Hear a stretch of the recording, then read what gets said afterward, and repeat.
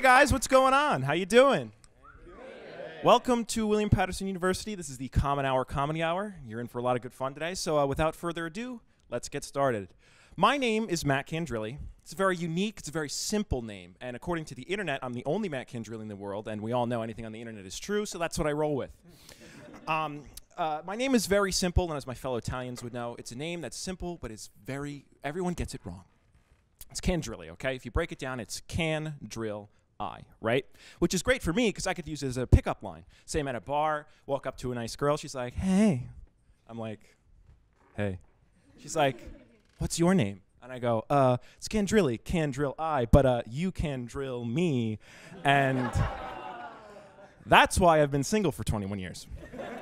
So moving on, I don't know if you knew this or not, but I'm really tall. And believe me, people love to tell me that I'm tall. Like almost instinctively when I meet someone, first thing they say, hey man, you're tall. And they get this strange look of satisfaction on their face every time they say it. Like, you know, I really helped this guy out. Like he's so much better off now that I told him. But believe it or not, being tall, it's not that great. I mean, really the only thing being tall has gotten me is being shanghaied into helping, you know, grab toilet paper off the top shelf for little lady at the supermarket. And it's a really great feeling during the handoff, knowing that this lady's gonna be wiping her ass with this stuff later. Very glamorous, I know. But the one thing I hate the most about being tall is everyone always tells me, hey, you're tall, you must be good at basketball. I'll be the first one to tell you, looks can be deceiving, all right? I am the worst basketball player you'll ever meet. I can't dribble. I can't run with the ball. Forget three-pointers. I can't even make a layup. I mean, like, if you go online and look up a picture of LeBron James dunking the ball, I'm the guy underneath him like this as he's making the slam. I'm just not that great at handling balls. What can I say? I mean,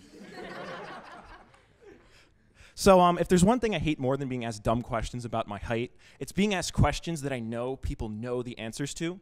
Like, prime, you know, suspects of this are old people, your neighbors, or your neighbors who are old people. And I've been living next to my neighbors my entire life, okay? But at this point, I'm not sure if they're human or they're robots pre-designed to ask me the same stuff every time I see them. I mean, it's ridiculous. Every time it's, oh, hello, Matt, how are you? How's your family? How's your sister? How's your mom? How's your dad? It's always the same. And the answers are the same, too. It's always good, good, good, good, good, good. You know, sometimes we'll throw an okay or it's fine in here and there, you know, just to, you know, break up the mix. But, you know, the song remains the same. It's always the same stuff. So, yeah, it's just ridiculous. And the thing that makes it the weirdest thing about this is anytime I get home, whether it be, you know, early or like 2 a.m. like the other night, he's always there, out from behind the garbage can. Poof, how's school? Oh!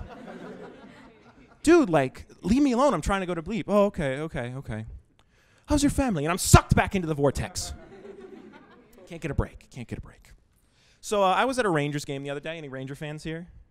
All right, we got one. All right, all right. So I was at a Ranger game the other day, and I'm a freak and like to go watch warm-ups because I like to watch guys skate around in circles for 20 minutes. So after that happened, I had to go to the bathroom. And because I was there early, I had, I don't know, all 100 miles of urinals to myself. So I walk in after about urinal 17. I'm like, all right, and this looks good. And then I, you know, get comfortable. So as this happens, another guy walks into the bathroom. And, you know, you have that thing like, oh, I hope it doesn't come over to me. But I know the unwritten rule of the men's bathroom, and that is you do not use the urinal next to somebody else.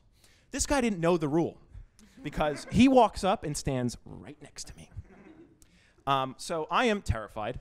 And, of course, this guy has to strike up casual conversation with me. So he turns and looks at me, and he's like, hey, buddy, you're pretty tall.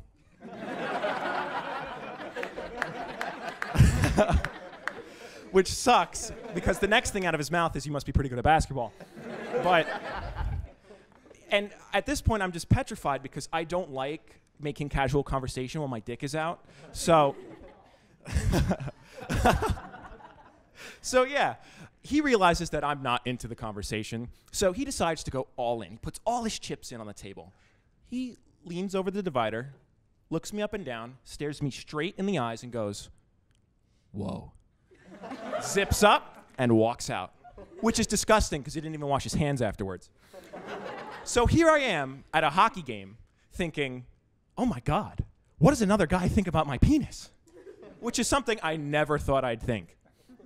So I get back to the seats, you know, the game's about to start, the national anthem begins. Oh, say, can you see? Was that a good whoa or a bad whoa? Thank you, guys.